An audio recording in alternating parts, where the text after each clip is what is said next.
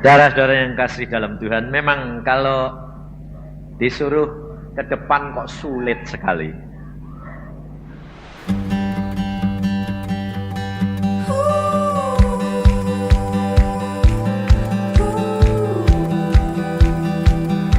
Tapi kalau nanti coba, kalau nanti ada rezeki, rebutan. Tapi kalau disuruh maju ke depan kok sulit sekali. Padahal sebetulnya kalau saudara ditawarin oleh Tuhan Yesus gitu loh, nanti kan rebutan. Maka dari itu kita kerap kali orang Kristen ini masih terpengaruh oleh keadaan di mana sifat dan perangai kita itu yang lama, masih sungkan-sungkan gitu loh ya. Jadi tidak mau tapi mau. Nah, ini masalahnya itu, sampai pendetanya sendiri ngundang-undang tidak mau. Tapi kalau ada berkat nanti kan rebutan. Saudara, kita masuk dalam firman Tuhan bahwa kita menjadi anak-anak Tuhan jangan sampai menunggu hukuman Tuhan tiba, pengajaran Tuhan, ajaran Tuhan tiba kepada kita.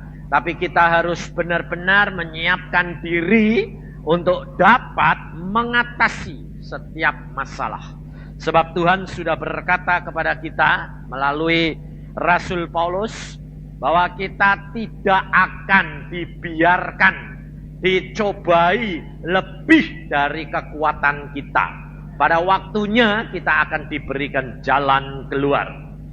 Maka dari itu kita harus mempunyai keyakinan, mengenal akan Allah kita yang benar-benar, sehingga kita ini tidak masuk di dalam pencobaan itu dan mengatakan aku tidak kuat Tuhan. Ini tidak bisa.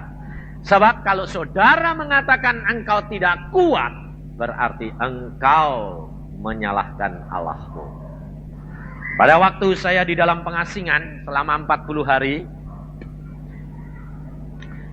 dan di sana setiap hari dari jam 7 pagi sampai jam 6 sore itu tugasnya hanya baca Alkitab dan berdoa. Tidak boleh yang lain. Baca koran tidak boleh. Lihat TV tidak boleh. Berbicara dengan orang tidak boleh. Nah, kira ada orang yang bilang sama orang-orang bilang gini, oh Pak Yusa itu dihukum Tuhan, tidak boleh khotbah. Nah, saya bilang, jadwal khotbah saya itu padat. Masuk, berjubel di situ, masuk ini di depan masih ada tempat itu. Itu ada 2 tempat itu diisi itu. Itu 2 tempat di tengah-tengah itu, sayang itu diisi. Masuk, cepat. Jadi mereka tidak mengerti, saudara, bahwa waktu untuk berdiam diri dengan Yesus ini waktu yang sangat berharga sekali. Kita kerap kali sibuk pelayanan, sibuk melayani sana sini, sibuk besuk, sibuk untuk membawa firman Tuhan, tetapi tidak ada waktu untuk menyendiri dengan Yesus. Dan akhirnya kerap kali kita mengalami kerugian demi kerugian. Sebab kita ini orang yang percaya dikatakan bahwa langkah-langkah kita ditetapkan oleh Tuhan. Kita percaya enggak? Kalau percaya, kenapa saudara kerap kali masih pikir-pikir?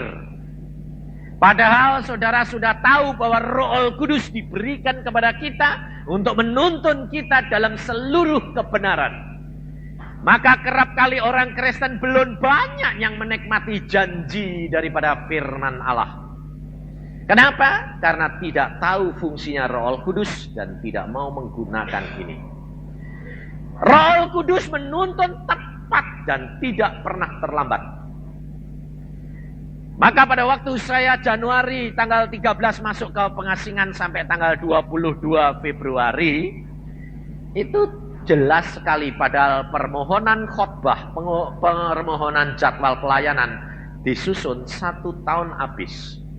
Tapi kenapa bisa waktu itu tepat dan Tuhan berkata, tidak terima pelayanan. Waktu itu tidak ada pelayanan saya yang saya batalkan, itu tidak ada. Sebab saya sistemnya begini, kalau saya sudah terima Tuhan, saya harus genapi. Saya tidak mau membatalkan. Jadi saya minta jadwal itu, engkau yang nyusun, bukan saya. Sehingga nanti kalau waktunya sampai, saya harus pulang, artinya mati.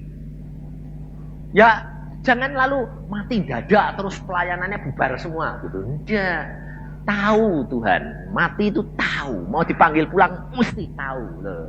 Saudara, seneng enggak kalau mau pulang tahu? Hah? Mau enggak? Bener? Loh, jujur loh, yang bilang mau tuh sungguh-sungguh loh.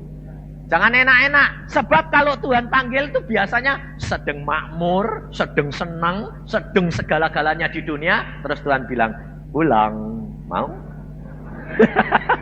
Loh, sekarang cuma ketawa, kurang ajar. Nggak mau bilang mau, malah cuma hehehe. Jangan enak-enak. Hidup dengan Tuhan itu, kita harus hidup yang nyata. Diberitahu ibu saya, pada waktu dia sudah pulang dari Australia itu, lalu di rumah saya,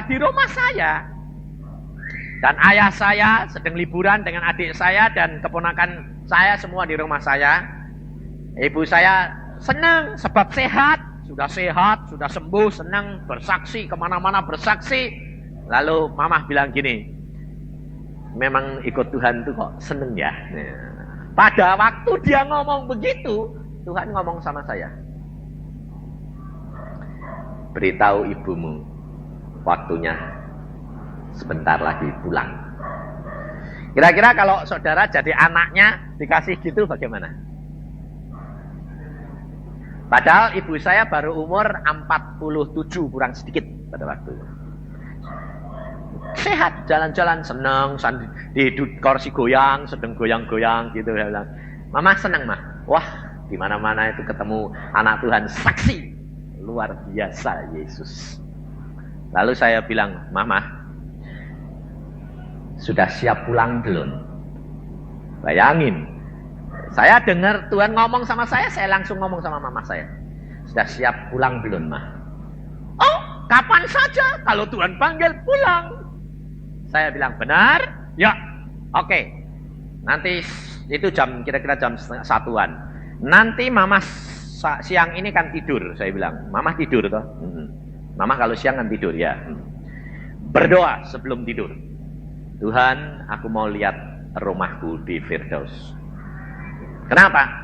Sebab waktunya sudah singkat. Oh ya.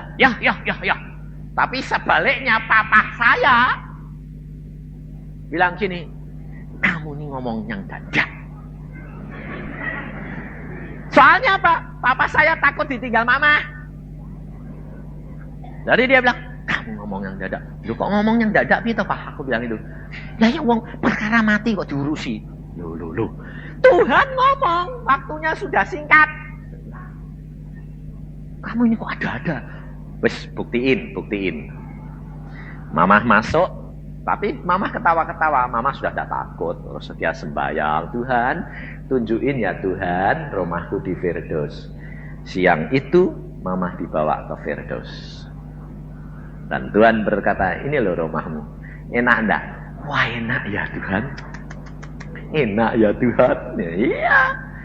Jadi kalau waktunya nanti datang, aku jemput engkau pulang. Ya Tuhan. Bangun tidur cerita sama papa saya.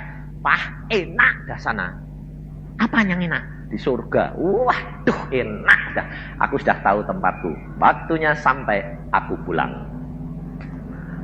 Lalu dia pulang ke Cirebon. Setelah pulang di Cirebon, apa terjadi, saudara? Saya mau pergi ke Semarang. Tuhan bilang gini, kasih tahu sama ibumu, kamu tidak akan bertemu lagi. Saya bilang sama Mah, nanti aku ke Jawa Tengah untuk menginjil. Kita tidak akan bertemu lagi di dunia. Oh iya toh? Mama, kalau nanti dijemput Tuhan, pulang. Nanti kita ketemu di Firdaus. Nah, kira-kira saudara kalau anak sama ibu yang demikian erat berani ngomong gitu enggak?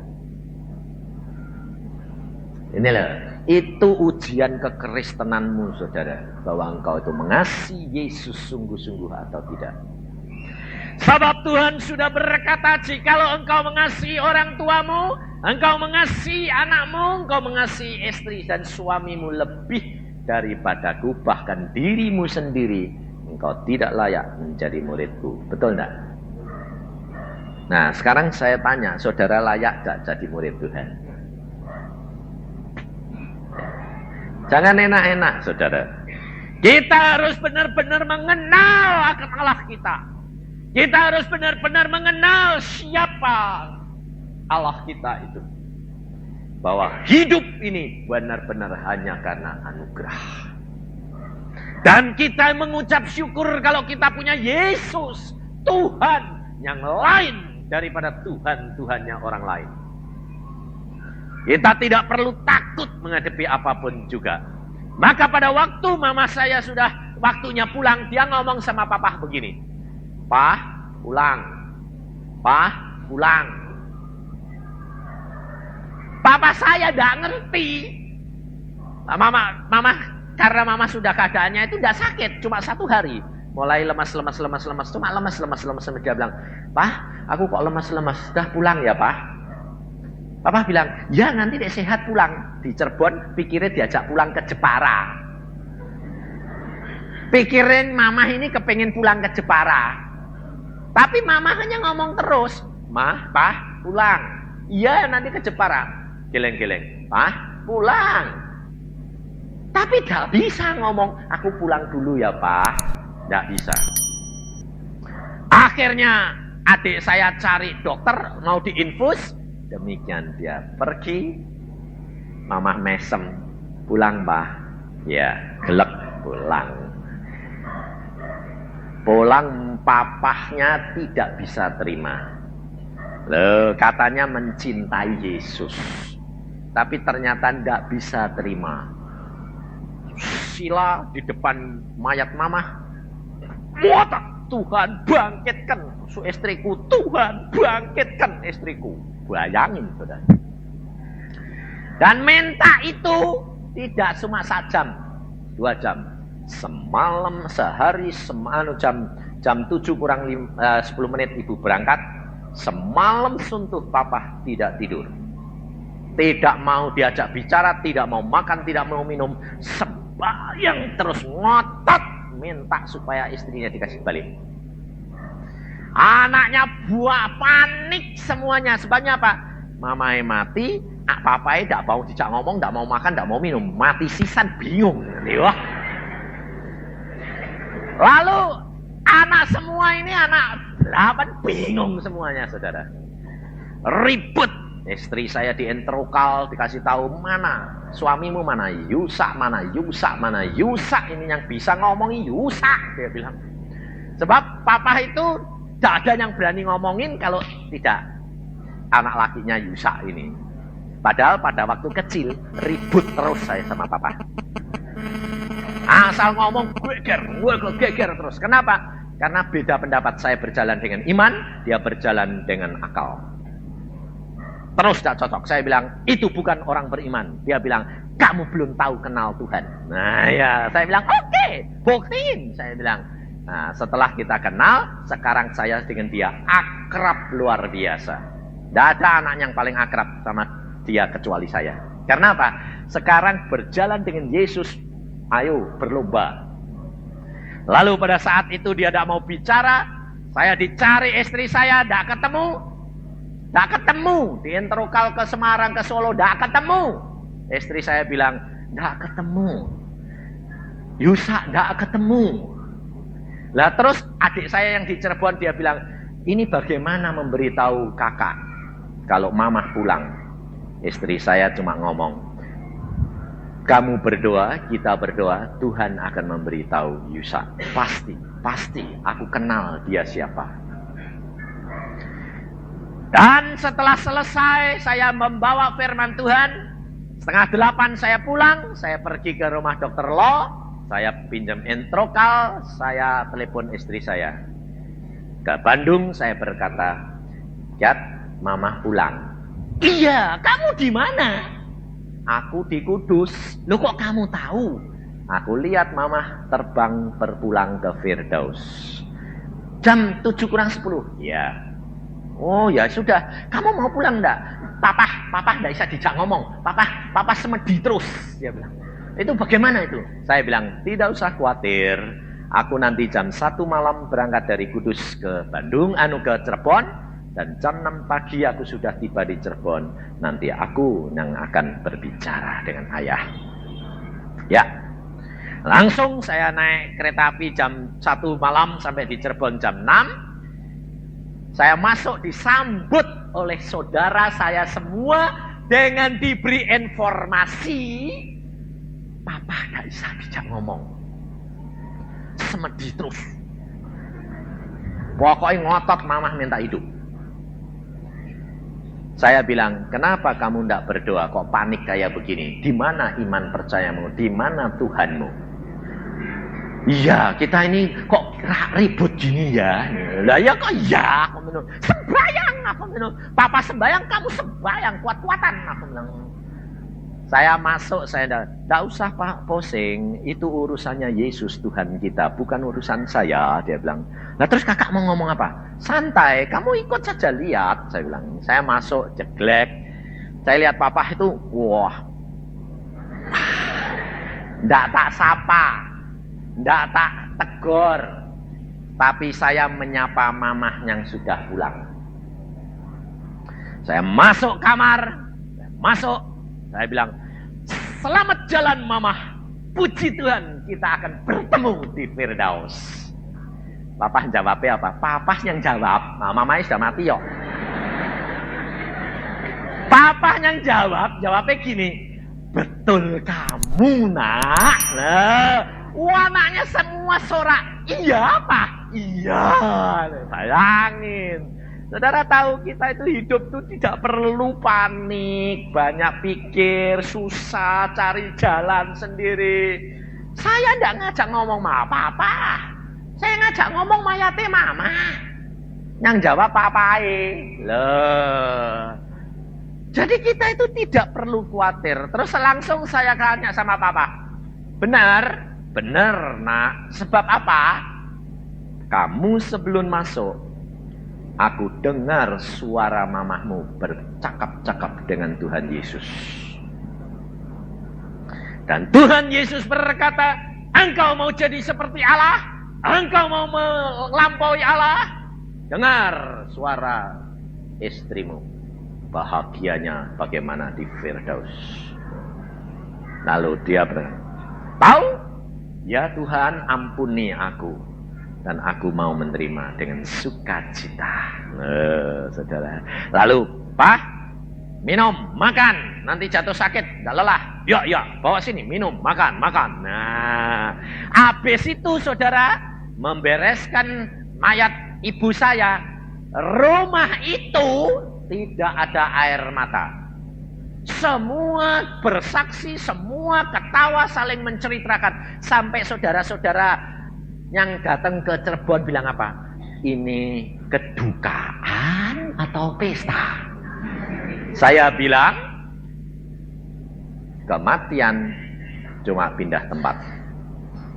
Tidak ada kedukaan, tapi ada kesukaan.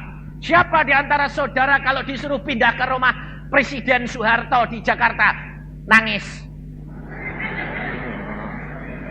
Ini disuruh pindah ke dalam tahta raja kita, kok nangis? Saya bilang, oh iya ya.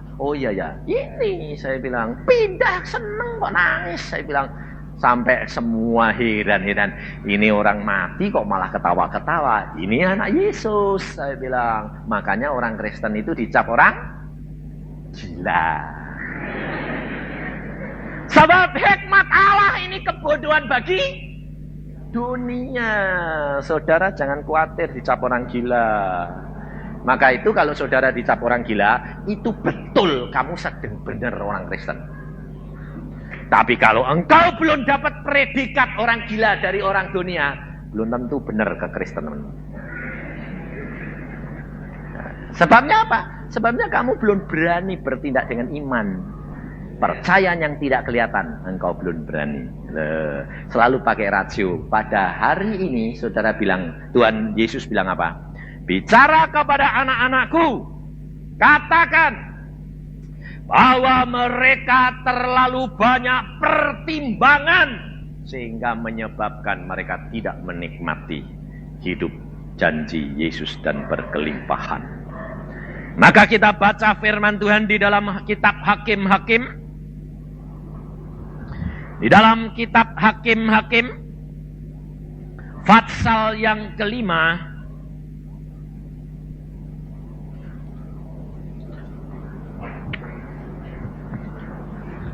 ayat yang ke-12 sampai ayat yang ke-16.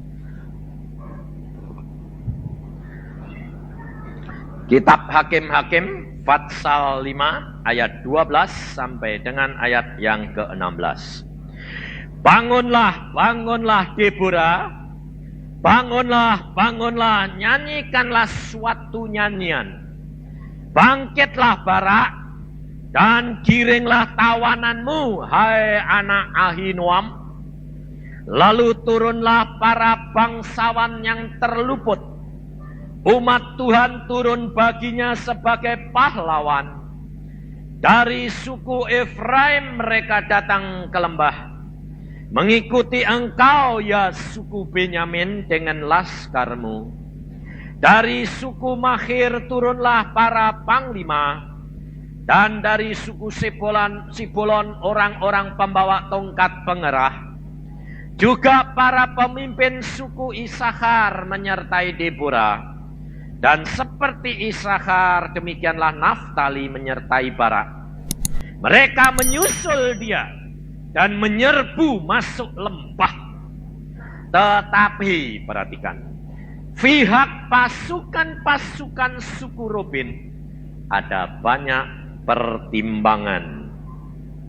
Mengapa engkau tinggal duduk di antara kandang-kandang sambil mendengarkan seruling pemanggil kawanan? Di pihak pasukan-pasukan suku Ruben ada banyak pertimbangan. Firman Tuhan mengatakan, saudara, pada saat nyanyian Deborah ini dinyanyikan, pujian Deborah ini diucapkan, bangsa Israel ditekan, dijajah oleh Sisera, panglima Raja Yabin, selama hampir 20 tahun. Mereka ditindas, padahal mereka bangsa pilihan Allah.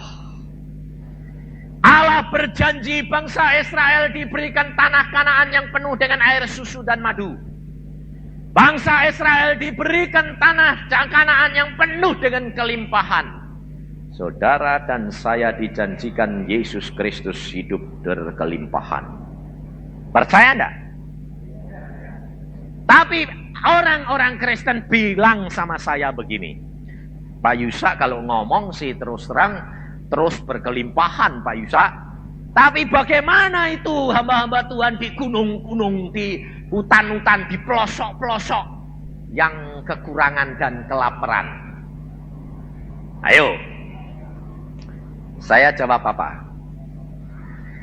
Kalau ada hamba Tuhan di desa, di daerah yang terpencil dan dia kelaparan, periksa diri. Allah yang salah? Tidak mungkin. Pasti hamba Tuhan itu salah.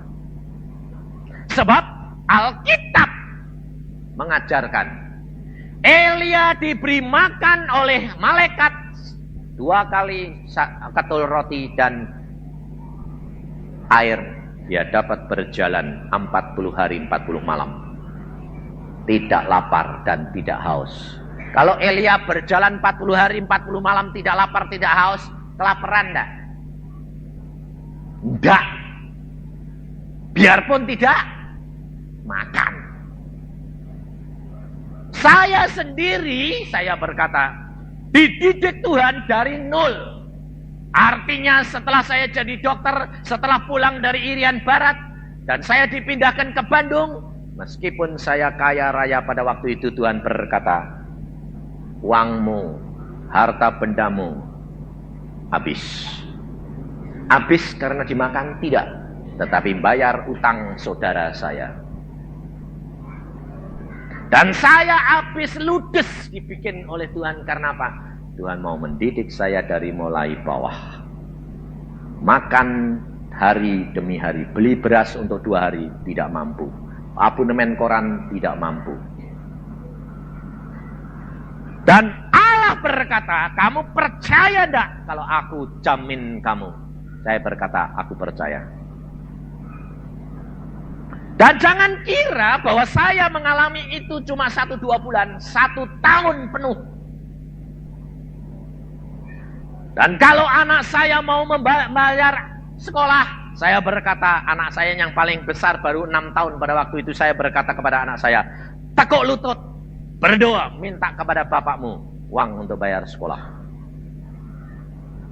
Jadi saya ngalami, saudara. Dan setelah setahun lolos, Januari Tuhan berkata, tahun ini mulai kamu bisa beli pakaian.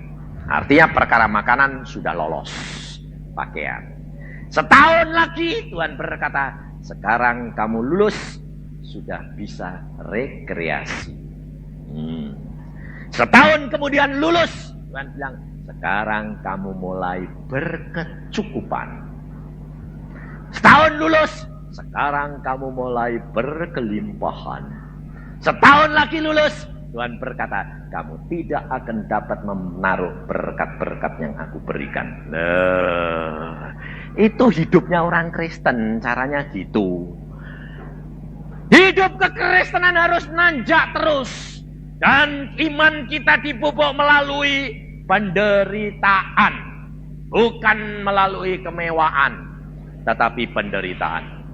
Mengapa bangsa Israel dibiarkan Tuhan ditindas? Tuhan berkata, supaya engkau dapat membedakan ikut Yesus, ikut Tuhanmu dengan ditindas oleh bangsa kafir. Enak mana? Karena bangsa Israel terlalu bermewah-mewah, terlalu manja, sehingga dia meremehkan Allahnya. Dan dia mulai main-main dengan Allahnya orang lain. Kita kerap kali mengatakan jadi orang Kristen kalau sudah diberkati, kita mengatakan, oh aku tidak menyembah berhala, aku tidak pergi ke kelenteng-kelenteng, enggak, aku tidak pergi ke Gunung Kawi, enggak, cuma karena diberkati Tuhan berlimpah-limpah, harta ini yang saya pikirkan siang malam, bagaimana ini berkat Tuhan begini banyaknya supaya jangan sampai habis. Sekarang kalau saudara punya uang banyak, diberkati banyak, tiap hari lihat koran enggak? Devaluasinya bagaimana, harga dolar bagaimana, terus ngutek-ngutek itu lebih banyak sama ngutek-ngutek Alkitab lebih banyak mana? Hah? Utek-utek berkatnya lebih banyak toh? Apa ndak Allahmu itu menjadi kecil dan harta bendamu menjadi besar? Allah cemburu, Allah akan biarkan kamu ditindas dengan keuanganmu. Kamu akan dibiarkan dikuasai dengan berkat-berkat itu. Dan akhirnya kamu mikir terus, lalu jantungnya kena. Kalau sudah jantungnya deg-degan terus, pergi ke dokter spesialis, bayar terus, minum terus, plong, wangi molor terus, jantungnya deg-degan terus. Habis itu tekanan darah tinggi, tidak boleh makan garam matang, ya. Lalu tidak boleh kencing manis, ginjalnya kena bubar. Lalu kalau sudah gitu, kira-kira saudara cari Tuhan enggak? Terus bilang apa? Harta benda tidak ada artinya. Lalu Tuhan, rasain lu. Kalau sudah begitu, saudara cari-cari setengah mati engkau tidak dapat. Maka dari itu saya katakan kepada saudara, kalau engkau cari Yesus benar-benar, kalau engkau turut dia benar-benar, engkau akan dilepaskan daripada segala ikatan obat, segala ikatan sakit penyakit, itu pasti terlepas. Sebab apa? Sebab firman Tuhan sudah janji, kalau engkau menyenangkan hatiku, kalau engkau menurut kepadaku, maka firmanku yang akan membersihkan tubuhmu, pikiranmu, hatimu. Kita menjadi sehat, kuat. Maka pada waktu 3 minggu yang lalu, Yusuf Roni datang ke rumah saya. Dia berkata begini, Pak Yusak, kamu mau kemana? Saya bilang, tumben kamu mampir ke lewat Bandung. Saya mau keliling ke Cirebon, ke Jawa Tengah, ke Semarang. Ngapain? Bagi berkat. Wah, tumben, saya bilang. Lalu dia berkata begini, aku tidak mau lagi mengalami pukulan Tuhan. Pukulan Tuhan apa? Lah, saya kena jantung itu kan keplok Tuhan. Oh. Nah, terus yaitu Tuhan berkata, di mana iman percayamu? Karena dia orang pinter, dia pandai luar biasa, Alkitab itu diajar menurut akalnya. Sehingga pada waktu dia kena serangan jantung, imannya tidak jalan. Habis khotbah, plok, plok, plok, obat terus. Oh, kantongnya itu isinya obat jantung. Plok, plok. Sampai di Singapura, dia berkata, pada waktu dia dimasukkan dalam ruangan operasi, dokter berkata, harus segera masuk operasi. Segera. Tidak ada jalan lain. Dan pada waktu masuk lagi, sudah dicukur semuanya, sudah dokternya siap mau belek-belek, mesin jantungnya mati. Dia bilang, untung aku belum dioperasi. Coba aku pas dioperasi, jantungku diganti jantung mesin itu, mesinnya mati, akan bubar aku. Terus suruh pulang dia. Suruh pakai pakaian lagi, dia bilang, maaf Pak, besok. Untung mesinnya mati, belum dipasang. Belum dibedah-bedah. Akhirnya dia pulang, setelah pulang, ya malamnya baca Alkitab karena besoknya harus masuk lagi. Firman Tuhan berbicara bahwa engkau harus iman firman ini. Lalu timbul imannya, berkata, aku yakin Tuhan kau pasti sembuhkan dan engkau jamah aku malam hari ini dan besok. Dan apa terjadi? Di dalam kamar operasi sudah juga ditelanjangi, sudah dioperasi, mau dibedah, dicek lagi, jamah Tuhan. Mulai panas mengalir ke dadanya. Dia bilang, aku sembuh Tuhan. Dokternya bilang, bagaimana Pak? Mau dicek ya? Ya, kuasi alat dimasukkan dalam pembuluh darahnya, disobek, itu alat kalau sampai cedek, aduh, rasanya kayak jantung ditonjok. Dan pada waktu dicek, komputer menyatakan normal, jantungnya sehat. Wah, terus profesornya bilang, tidak mungkin, cek lagi, masukin alat lagi, jedut lagi, aduh. Lalu dia bilang, aduh. Dokternya yang sebelah berkata, normal. Lalu dia berkata, maaf ya Pak, kami belum yakin. Sekali lagi. Padahal menurut peraturan 2 kali cukup. Sebab kalau ketiga kali dan jantungnya tidak kuat, orangnya bisa malah mati. Sebabnya ditonjoki kayak jantung dipencet. Masuki lagi sekali lagi, jadut. Wah, normal. Lalu dilepas, dia bilang, sempurna. Engkau dapat jantung baru. Saudara tahu, lalu dia bilang, aku baru menyaksikan Yesus itu luar biasa. Maka dari itu saudara, engkau jadi orang Kristen, jangan menganggap hamba Tuhan itu super. Sama saja seperti saudara dan saya, manusia biasa. Tidak ada manusia yang baik kecuali Yesus. Tidak ada orang yang punya iman yang teguh kecuali Yesus. Maka dari itu engkau harus kenali Yesus Tuhanmu luar biasa. Engkau harus benar-benar mengenali Dia. Kalau Dia sudah berfirman, imani mesti jadi. Tetapi jangan mengimani firman yang merupakan logos. Kita baca firman Tuhan ini secara umum karena ini logos. Tetapi pada satu saat firman yang logos ini berbicara kepada kamu secara pribadi, itu rema. Itu iman, mesti jadi. Tapi kalau kamu mengimani logos, kamu akan membayar mahal. Dan kamu harus berjuang habis-habisan. Dan kalau tidak jadi dan imanmu tidak sampai, engkau kecewa dan setan masuk dan engkau jatuh. Maka dari itu Tuhan mengajar kepada saya, baca Alkitab, baca Alkitab. Karena firman Tuhan berkata, Roh Kudus diutus, Roh Kudus akan tinggal di dalam kamu, dan Roh Kudus akan mengingatkan firman yang Yesus sudah katakan. Kalau Roh Kudus mengingatkan firman yang kau sudah baca, itu tandanya rema.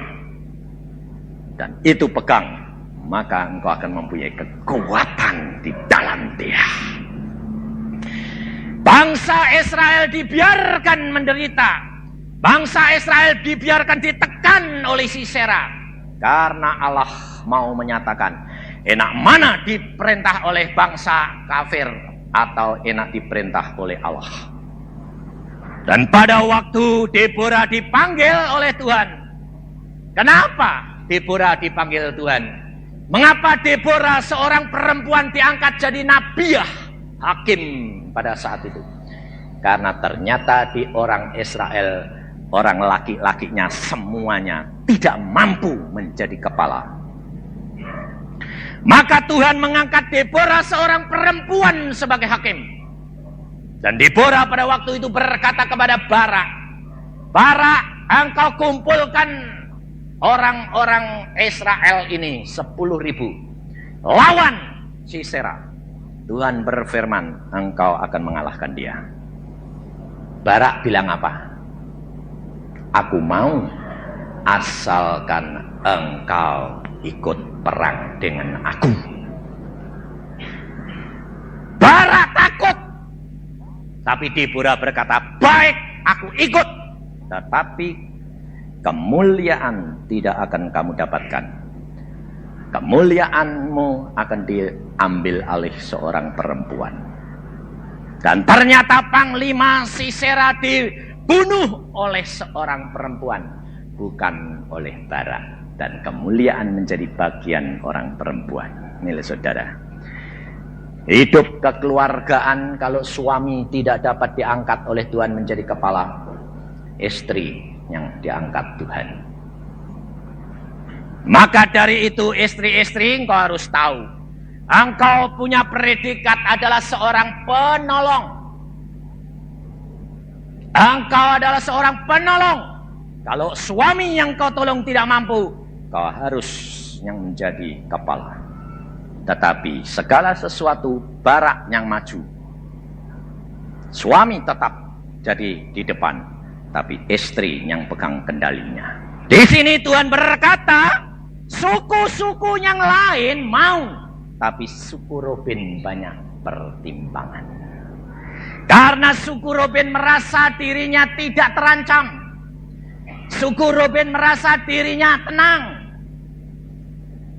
dan dia merasa tidak turut-turut. Akhirnya suku Ruben dia mendapatkan satu kerugian. Karena dia tidak turut ambil bagian, akhirnya suku Ruben dia tidak mendapatkan bagian kemenangan dan pemerintahan. Dan akhirnya suku Ruben menjadi jajahan dari suku yang lain. Kita kerap kali jadi anak Tuhan banyak pertimbangan. Kalau ada firman Tuhan mengatakan terjang, lakukan. Saudara memikir-mikir, ya deh Tuhan. Sisera musuhnya punya 900 kereta besi. Mana mungkin secara manusia kalah. Secara manusia tidak bakal menang. Tetapi kalau engkau terlalu banyak pertimbangan, kau tidak akan menikmati mujizat dan kemuliaan Allah. Maka dari itu saudara, kita harus jalan dengan iman, bukan dengan pikiran. Lalu kalau ditanya, lah apa gunanya kita diberikan akal budi? Akal budi diberikan oleh Tuhan untuk kita membaca firman Tuhan, kita menelaah, dan kita pakai untuk mencocokkan apakah yang dikatakan Tuhan merupakan rema itu sesuai dengan firman Tuhan atau tidak.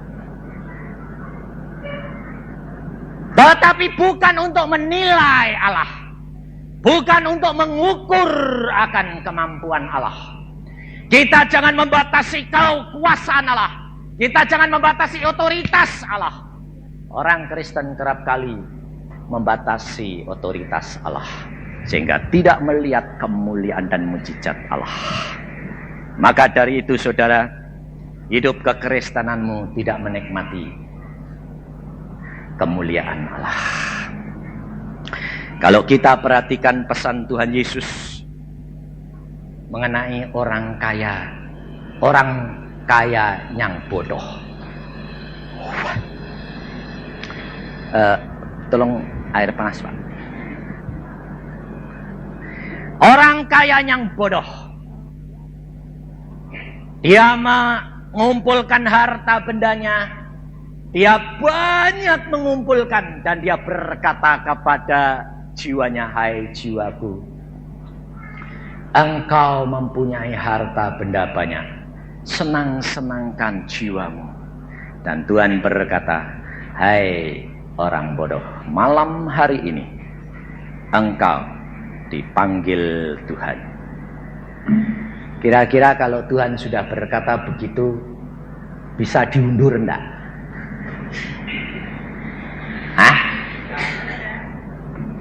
Saya mempunyai seorang saudara teman hamba Tuhan di Bandung, baru terjadi ini.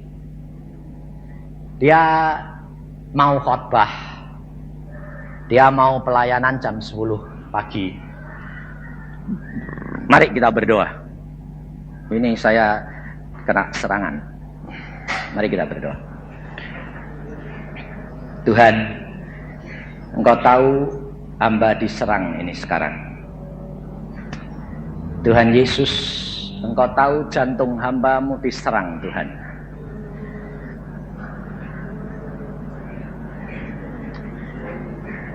Tuhan, Engkau tahu bahwa firman-Mu belum selesai. Kalau sudah waktunya pulang, hamba tidak menjadi masalah, hamba pulang. Tapi masalahnya adalah firman-Mu belum selesai. Dan hamba-Mu mohon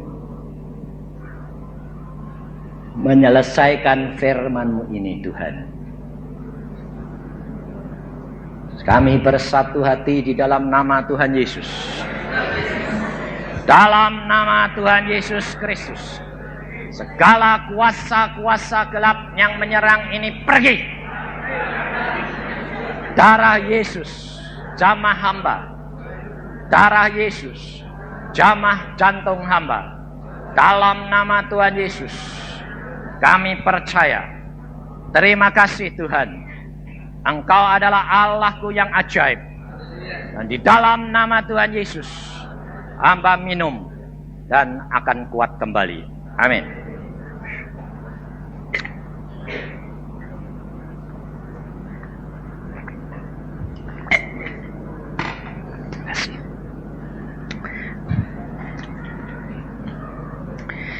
Saudara-saudara yang kasih dalam Tuhan,